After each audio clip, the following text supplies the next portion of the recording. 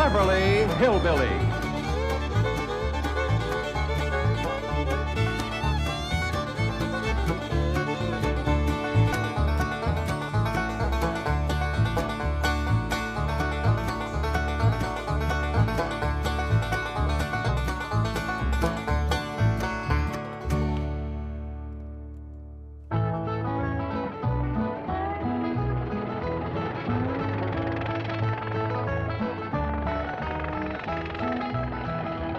Welcome.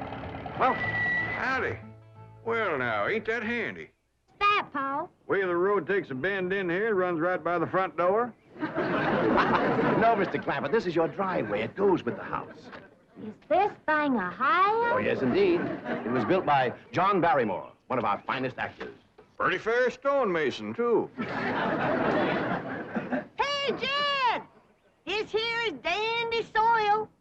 Fine, Granny. We'll commence plowing tomorrow. But this is Beverly Hills. Dirt is dirt. Yes, I know, but... Why don't we look around inside, eh?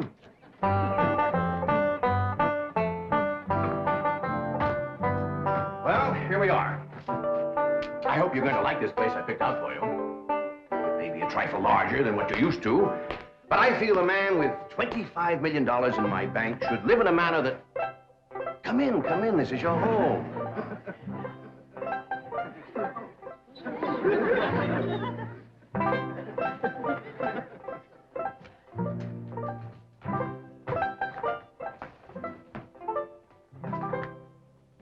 As I say, it may be a bit more than you're used to, but I'm sure you'll be comfortable. Now, my secretary will be over right away to help you with the hiring of servants or whatever problems you may have. She's a very efficient girl, Miss Hathaway. Jed? Jed?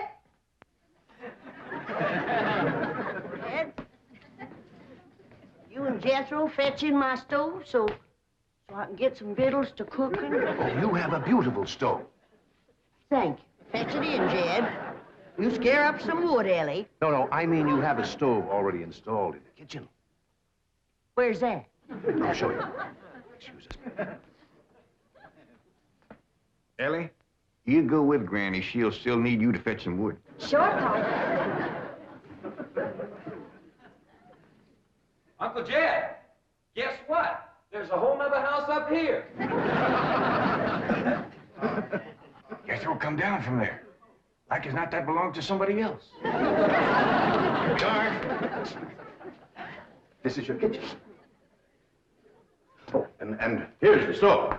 The last word in food preparation. And speaking of food, you'll find everything you could possibly want stored right in here. See?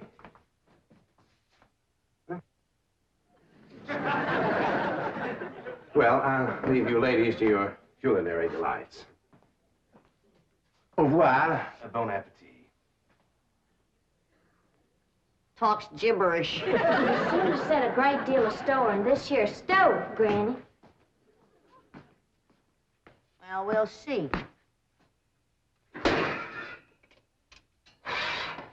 Elly, you run out and fetch some wood. I'll get a fire to going in here and we'll see.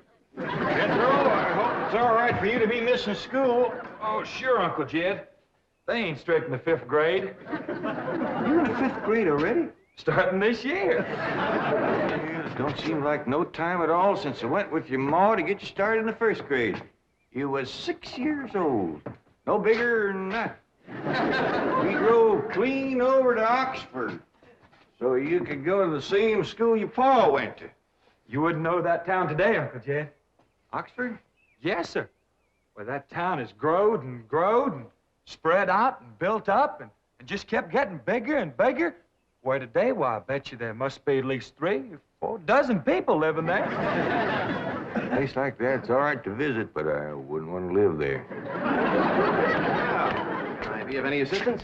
No, thank you, Mr. Drysdale. We were just talking about Jethro here getting back to school. Oh, well, we have some excellent educational facilities out here, Mr. Clampett. Where do you go to school, Jethro? Oxford. Yeah, you see, Jethro's ma, that's my cousin Pearl. She married an Oxford man, so naturally Jethro, he goes to school there, too. I'm the champion crawdad eater. At Oxford? Jethro put away 3 buckets of crawdads. 4. And he's learned to cipher and everything. Cipher some for Mr. Drysdale. 1 and 1's 2. 2 and 2's 4. 4 and 4's 8. I have to take off my shoes to get any further than that. Never mind. I'm sure we're thinking of 2 different Oxfords. You see, there's one that's very, very famous and very old. That's where Jethro goes to school. Been there since pioneer days. That's how come it got its name. It's where the oxen used to ford the river. So folks took to calling it Oxen Ford, and later on got shortened to Oxford. Yes, I see. Well, I'll be running. Oh, by the way, here are your keys. My secretary should be over very soon. Well, thank you very much, Mr. Drysdale, for everything you've been doing for us. Oh, it's my pleasure, Mr. Clampett. You see, I'm not only your banker, I'm your next-door neighbor. Well, say, now ain't that nice? Well, now, why don't you bring your missus over tonight for supper, and I'll have Granny whomp up a mess of grits and hog jowl. Well, you see, right now my wife is in Boston. Well, that's too bad. When'll she be back? Not too soon, fortunately. I'll see you later. Hmm? Well, thank you, Mr. Drysdale. So long. Uncle Jed, you reckon one of these days I can have me a little bitty old taste of Granny's moonshine? Now, Jethro, you know the family rule about Granny's moonshine? You get your first taste on your wedding day and not before. Well, Uncle Jed, that might be an awful long time. I ain't even got me no sweetheart. How come? Well, back home, every time I get me a girl, one of them there big fellas would take her right away from me. Maybe out here in Beverly Hills. Paul, could I please have the axe? I gotta split some wood for Granny. Fetch it, Jethro. Ain't this place got a wood pile? Not that I could find. But I found a whole row of black old dead tree trunks, pretty near as high as this height. Are they kind of big for you to tackle? Well, shucks, no, Paul. They're only this big around, and all trimmed and topped and strung together with the black rope, so as no matter which one you cut, the others keep it from falling. Somebody had a right smart idea there. Just the same, I think I'd rather have Jethro do the cutting. Oh, Paul, let me. Ah, cutting trees and chopping logs ain't no work for a girl. I'm just as strong as Jethro. You ain't neither. I am so. You ain't neither. I am so, too. You want to wrestle? Darn too. Now, here. That ain't no fair fight. Somebody's gonna get hurt. Now, yeah, you see, you're getting too rough. Jethro. A person can get crippled from a hold like that. Get up from there. I can't, Uncle Jed. You turn him loose and get up from there before I take a strap to the boot. Now, here, you get out there and chop down one of them tree trunks. And saw Granny some nice logs. Yes, sir, Uncle Jed. Could have whooped you if you hadn't tripped me. Elly, come back here and sit down. I want to talk to you. Whooped him fair and square, and I'll do it again. You won't. That's what I want to talk to you about. Elly May, you're getting too big to wrestle with boys. I ain't as big as Jethro. Big that way, I mean, growed up. You're a young lady now. You gotta start minding your manners and fixing yourself up real nice and wearing dresses. Paul, folks would call me a sissy. It ain't sissy for girls to act like girls. You see, Elly, I raised you like a boy, and I was wrong to do it. I reckon every man liked to have a son, and you was my only young'un. And when your ma passed away, I just decided to turn you into a boy. By the time Granny come to help out, you was too wild to tame. By thunder, you could outrun, out-climb, out-fight, and out-shoot every boy in them hills. I still can, Paul. Yeah, but it ain't fitting. It ain't right for folks to go against nature. Now look at old Duke here. Reckon we could turn him into a cat? Of course not. That's right. Because nature made him into a dog. Just the same way nature made you into a girl.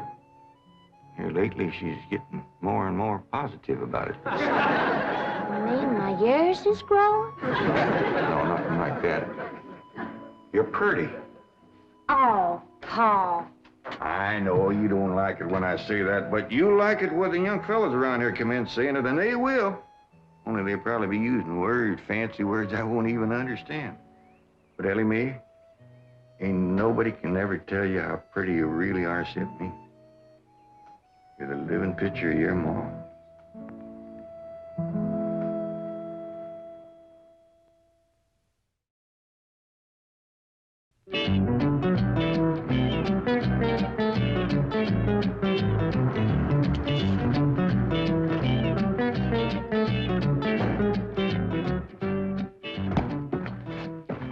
You still here? I thought you were going up to the Clampetts estate. I didn't think it prudent for us both to be absent simultaneously. In the event of crises... The only crises you have to worry about right now is keeping Mr. J.D. Clampett happy. Now get up there. Tell me, how did you like the flamingos? What flamingos? I thought pink flamingos around the swimming pool would add a rather elegant touch. Mr. Clampett is not a man educated to elegance. That will take time. Right now, there are more pressing problems. Of course, getting settled, the servant problem. Well, whatever they are, just get up there and solve them. Now, J.D. Clampett is this bank's largest depositor, and I'm making his satisfaction your responsibility. I accept the mantle of responsibility with which you have cloaked my shoulders. And I shall so conduct myself that if this great financial institution shall last 1,000 years, people will still say, this was their finest hour. Handy wood, all right.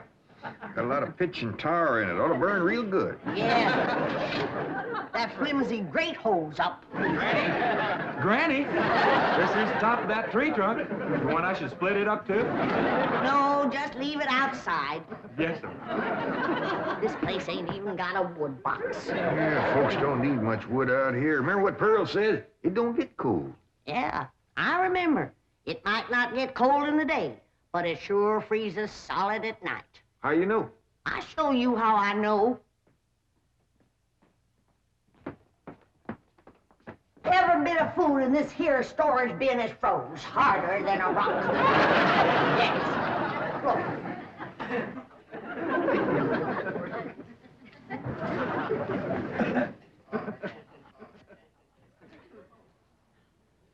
Mighty thin-skinned hog.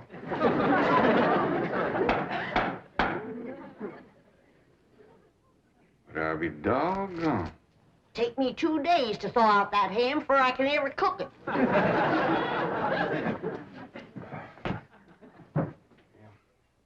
People ought to know better than store food up against the north wall. Tomorrow we'll dig us a root cellar and we put all this stuff in it. Jethro, go on out there and catch us a chicken. Okay, Uncle Jed. How you know we got chickens? Place this size is bound to have chickens. They ain't all froze today.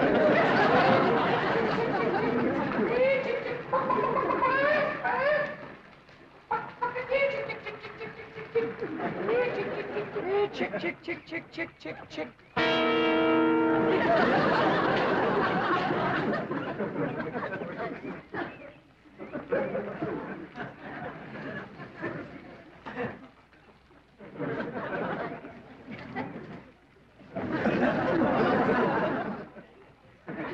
I keep a chicken.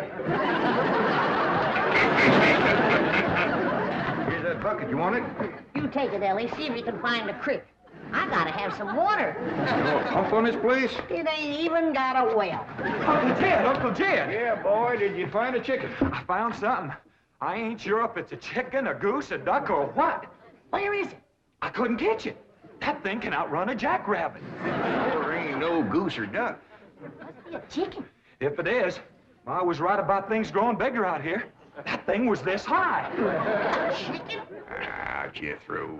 Honest, it's got legs this long. Dibby's on the drumstick. Drumstick ain't much. Whoever gets that neck is eating from now on. Commences here and runs plumb up to here. Jethro, you ain't forgot what I said about Granny's jug of liquor. I ain't been at Granny's jug. You have your in for it. Honest, cross my heart. Where'd you see this chicken? Down by the cement pond. Cement pond. Uncle Jed, that pond is the fanciest thing you ever did see. Why, they is steps, so's the cattle can walk right down into it and get a drink. And up at one end, there's a lady standing there made out of rock. And she's a-pouring water out of a jar right into that cement pond. Oh. Well, that's how come that big old pink chicken to get away from me. Flew right over the top of that there rock lady, landed in that pond, and swam like an otter. Just flapping them big old pink wings and hollering. What color did you say that chicken was? It's pink. Ain't I told you that stuff would stunt your growth? Miss Granny, I didn't touch a drop. You and me is going to the woodshed. Jethro, you swear to be telling the truth? So help me, Jefferson Davis. Your hat off when you speak of the president. He ain't president no more.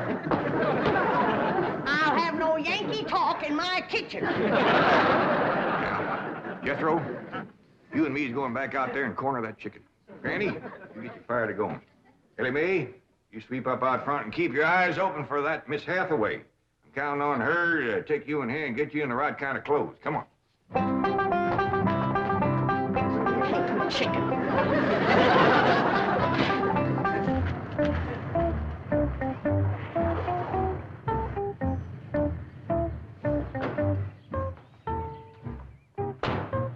You there, young man. I ain't a young man, but I sure do thank you for thinking so. Good heavens, you're a girl. Yeah. I'm Jane Hathaway, executive secretary to Mr. Drysdale. And you, I take it, are a domestic of some sort? Cleaning girl, housemaid? Just what are your duties with Mr. Clampett? Well, he sent me out here to sweep up, but he said you'd take me in hand and get me in the right kind of clothes and everything. Indeed, I shall. We have a complete servant's wardrobe from chef to chauffeur. Come with me. What in the name of Thomas Chippendale is this? Has Mr. Clampett seen this disgraceful and unsightly mound of debris? Oh, yes, ma'am. This is all his. Oh, what charming antiques. Just like you said, Jethro, a rock lady pouring water into a cement pond. Yes, sir. And over there's where I seen that great big pink chicken. Only thing is, it don't sound like a chicken. It makes a kind of hollering noise.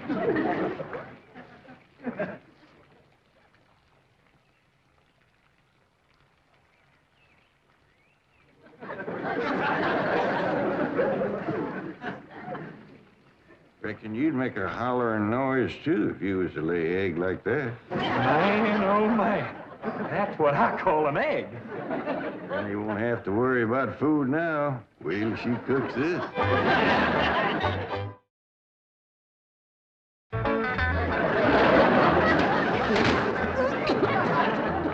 That blame city stove don't draw worth nothing. Granny, look at this egg. What's all the smoke? Stove don't work. Probably just a stuffed-up flue. Ain't got a flue, ain't even got a stovepipe. Well, I'll get the shovel and a hoe and rake it out of there. You keep this egg.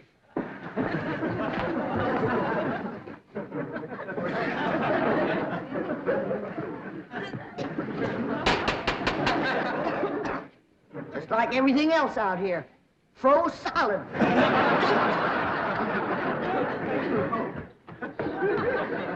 Really, my dear, you look quite charming. Well, I feel like a dead blind fool. Oh. Just a moment. Yes, now I'll be right back. Oh, that was my Pa. I take it he's a gardener. Oh, yes, ma'am. Pa just can't wait to commence gardening. Apparently. However, as though I admire his enthusiasm, I must forbid him access through the main entrance. Now, tell me about the rest of the staff. Is there a chauffeur? A what? Someone who does the driving. Oh, yes, ma'am. That's Jethro. Of course, I don't reckon he can stay around very long. He's got to get back to Oxford and go to school. Oxford? He attends Oxford University? Well, he just calls it school. Pa went to school there, too. Oh, yes. Old school time. Great pride, those Oxford men. Sorry I couldn't stop before. Granny was having trouble in the kitchen. Pa, do I have to wear this here stuff that Miss Hathaway... No, there can be no appeal from Mr. Clampett's orders. Thank you, ma'am. Glad to see you taking a firm hand. Elly May, that's right pretty. Makes you look taller. She's got me walking on pegs. We'll run in and show Granny. And get rid of those old clothes, dear. Granny, I presume, is the cook. Yes, ma'am, but she ain't too happy about it right now. I shall deal with her directly. Now, let's see. Maid, Gardener, cook, chauffeur. Oh, I understand Jethro is an Oxford man. You bet he is. I'm, quite anxious to meet him. Don't blame you. Fine-looking young feller. Single, too. And he's on the lookout for a girl. I am only interested in the intellectual rapport which I would naturally have with an Oxford man. I presume you went to Eton as a boy. If I know Jethro, he went to Eton the minute he was born. Yes, of course. I suppose his father matriculated him. I kind of think maybe it was his ma. Oh, well, no matter. At any rate, he's an Eton man. That he is. Matter of fact, Jethro won the Eton championship. How marvelous. What was he champion of? Eton. Yes, I know. But what was it? Cricket? Oh, no, it was crawdad. I don't think even Jethro would eat crickets. I was referring to the game of cricket. Gillian, where's the axe? I'll bet you, Granny. You talk to Miss Hathaway. And just why does Cook need an axe? I've hit this with everything I could lay a hand to. I even whopped it with an iron skillet. You are supposed to hit it with a croquet mallet. All right, where is it? I don't think I'll tell you. There is a time for work and a time for play. Now then, what are we cooking for Mr. Clampett? Well, I don't know what you're cooking him, but if he wants any victuals from me, somebody better shoot a possum. Possum? You got a better idea? But of course, a nice big fluffy souffle. All right. You shoot it and you skin it. You don't even know what a souffle is. What kind of a cook are you? I'm a cook with a stove that don't draw, food that's froze solid, chickens that can't be caught, eggs that can't be broke, and a smart alecky city woman telling me my business. That's what kind of a cook I am. Mind your tongue, little woman. I can have your job. You sure can, and the sooner the better. Jethro's coming, and just wait till you see what he's got. Thank heaven. Now I can have an intelligent conversation. Look, Granny, I got that big chicken. I hope it ain't as tough as its egg. That is a flamingo. Oh, no, ma'am. That's my nephew, Jethro. Jethro, say hello to Miss Hathaway. I didn't mind him. That's the big dangest chicken you ever did see. You go to school at Oxford? Yes, ma'am. I'm in the 5th grade. Stop bragging and wring that chicken's neck. Elly May! No, stop, you barbarians. Don't harm one feather of that beautiful bird. I've taken just about as much as I'm going to take from you. Yeah, Granny. Elly, you get the fire going under the big kettle outdoors. Young lady, where is your maid's uniform? I ain't going to wear. Oh, yes, you are. No, I ain't. Oh, yes, you are, if I must subdue you forcefully. I wouldn't try that. Tried to tell you. I'll set on her, Elly. You get the fire to going. Now, here, Granny. Come on, let her up. Get off of her. You are discharged. All of you. Sacked. Fired. You are the most incompetent, insubordinate, belligerent group of domestics it has ever been my misfortune. Hathaway! Ah, Chief. You're just in time to help me take disciplinary action. You're fired. I've already told them. Not them, you. These people are the Clampetts. Clampett? Yes, that's right. Now go back to the office and pick up your severance pay. You're through. Now, Mr. Drysdale, hold on a spell. I reckon there's been a kind of a misunderstanding. But this little lady's been a right big help to us. Why, she fit in just like one of the family. Matter of fact, her and me is going out hunting. Ain't that right, Miss Hathaway? Yes, and... Yeah. Jethro, you can take that pink chicken back out to the cement pond. We're going out and shoot us a nice, big, fluffy souffle.